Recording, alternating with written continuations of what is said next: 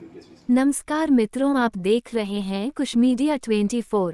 Purnia IG का पदभार ग्रहण करने के बाद शिवदीप लांडे आज कटिहार पहुंचे, जहां उन्होंने अपराध पर लगाम लगाने सहित अन्य विधि व्यवस्था सुव्यवस्थित करने को लेकर कटिहार एसपी जितेंद्र कुमार के साथ बैठक किया। वहीं आईजी शिवदीप लांडे का कटिहार एसपी ऑफिस पहुंचते ही भव्य स्वागत किया गया, साथ ही उन्हें गार्ड ऑफ ऑनर दिया गया। इस मौके पर एसपी जितेंद्र कुमार समेत बड़ी संख्या में पुलिस पदाधिकारी समेत पुलिस बल मौजूद रहे। वहीं क्राइम मीटिंग खत्म होने के बाद आईजी शिवदीप लांडे मीडिया से रूबरू होते हुए क्या कुछ बोले, आइए आपको सुनाते हैं।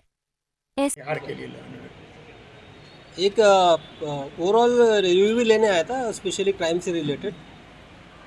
एसपी जितेंद्र से बात हुई और सबसे बड़ा सेटिस्फेक्शन ये है कि जितेंद्र ने बहुत अच्छा काम किया है यहाँ पे, क्योंकि आपके जो फैक्ट्स होते हैं, फैक्ट्स एंड फिगर, ये कभी झूठ नहीं हो सकते। तो जो फिगर्स देके फॉर एग्जांपल के तौर पे बताऊंगा कि जनरली ये आने से पहले यहाँ पे 80 प्लस 85 प्लस और 2020 में तो 90 हत्याएं हुई थी। तो वो जो हत्याओं की संख्या है वो 60 के आसपास सिमटी है। तो 30 हत्याओं का जो एक कारण मैंने उससे पूछा, तो ये वो कारण भी रीज़नेबल लगा है कि जो लैंड डिस्प्यूट से रिलेटेड हत्या होती थी, इसका मतलब है कि थाना में लैंड से रिलेटेड इश्यूज़ को सुना जा रहा है। तो ये काफ़ी एक अच्छा साइन था कि हत्याओं की संख्या में कमी। लूट और डकैती, जो प्रॉपर्टी ऑफेंसेस है, जो मेरे लिए भी सबसे प्रायोरिटी रहती है, उसमें भी कंट्रोल है। कुछ इम्पोर्टेंट जो क्रिमिनल्स थे, जैसा मैंने पूछा कि यहाँ पे अभी फ़िलहाल में कौन आपको लगता है कि सबसे इम्पोर्टेंट क्रिमिनल है, तो जो लालू साहनी का जो नाम आ रहा था, जो स्पेशली ज्वेलरी केस में रहता है, वो साहिबगंज जेल में। मैं यहाँ कुछ दिन के लिए आया था पहले, 4 दिन के लिए। तो एक मनियारी पे मैंने ऑपरेशन चलवाया था, तो उस बारे में मैंने स्पेशली पूछा कि मनियारी घाट का क्या हाल है करके। तो ये काफ़ी अच्छा लगा मुझे कि उस वक्त एक इनिशिएट हुआ था एक्शन, उसके बाद इसका ऑक्शन हुआ है और ये पर्सनली प्रेजेंट होकर उस ऑक्शन 8+ CR में, हाँ 8+ CR का उसका ऑक्शन का मनी था। तो इसका मतलब आप देख सकते हैं कि जो वो रैकेट चल रहा था, 8 करोड़ का तो मिनिमम उसका जो था, मिनिमम 8 करोड़ का, तो उसमें एक सिस्टमेटिक करप्शन के तौर पे काम हो रहा था।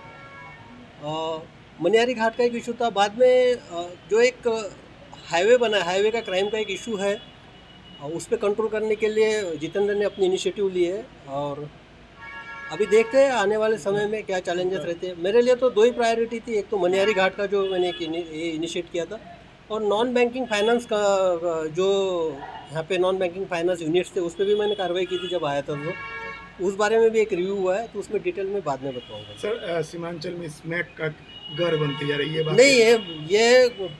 मैं पूर्णिया में जब आया और आने के बाद मुझे ये सवाल पूछा गया था, तो मैंने ड्रग्स में काम भी किया है, एंटी ड्रग्स यूनिट का मैं इंचार्ज भी था मुंबई में।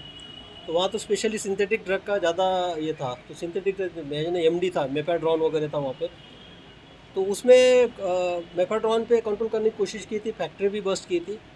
तो मुझे ये डर है यहाँ पे कि अगर सिंथेटिक ड्रग यहाँ पे आ गया तो उसको हम किस तरह से उस चैलेंज को फेस करेंगे, क्योंकि it's a very dangerous sign अगर सिंथेटिक ड्रग यहाँ इंट्रोड्यूस होता है तो। और बात यह है कि आप ये सवाल पूछ रही है, नहीं, जैसे मैंने सरकारी मोबाइल यहाँ पे पूर्णिया का हाथ में लिया, मोस्टली जो समस्याओं के मैसेजेस है, या तो सोशल मीडिया में जो एक पोस्ट डाला था उसके बाद भी जो मेरे कमेंट आ रहे हो, जो मैसेजेस आ रहे हैं, वो स्पेशली एक समस्या को इंगित कर रहे हैं, वो कि स्मैक की समस्या, यहाँ पे ड्रग्स की समस्या, युवाओं जो इस ड्रग्स केस में जा रहे हैं। तो मैं ये बताना चाहता हूँ कि no one can do drugs without your consent.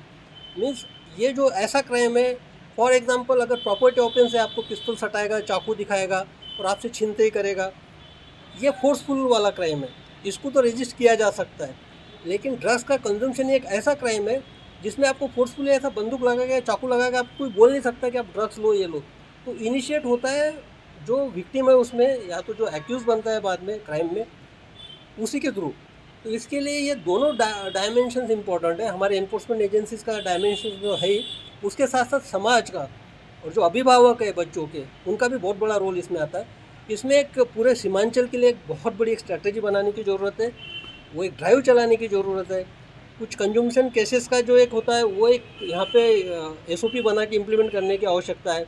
For example यानी जो कंज्यूमशन के केसेस होते, मुंबई का एग्जांपल बताता हूँ।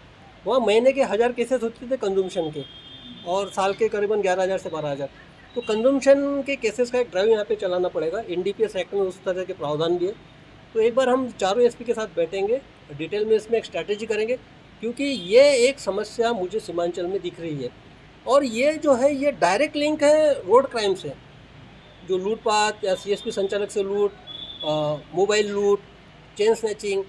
अब देखिए, ये जो मोबाइल लूट होती है या चेन स्नैचिंग होती है, कुछ भी छीनते ही होती है, तो जो भी छीनते वगैरह करता है वो उसके बाद जो परचेस करता है वो ड्रग्स ही करता है, ड्रग्स कंज्यूमशन के लिए करता है, अपने लाइफस्टाइल के लिए करता है। तो ये ऐसे ही तमाम छोटी बड़ी खबरों को देखने के लिए हमारे चैनल को लाइक, सब्सक्राइब और शेयर करें। कुश मीडिया 24 के लिए पटना से नेहा सिंह के साथ कटिहार से टीम की रिपोर्ट।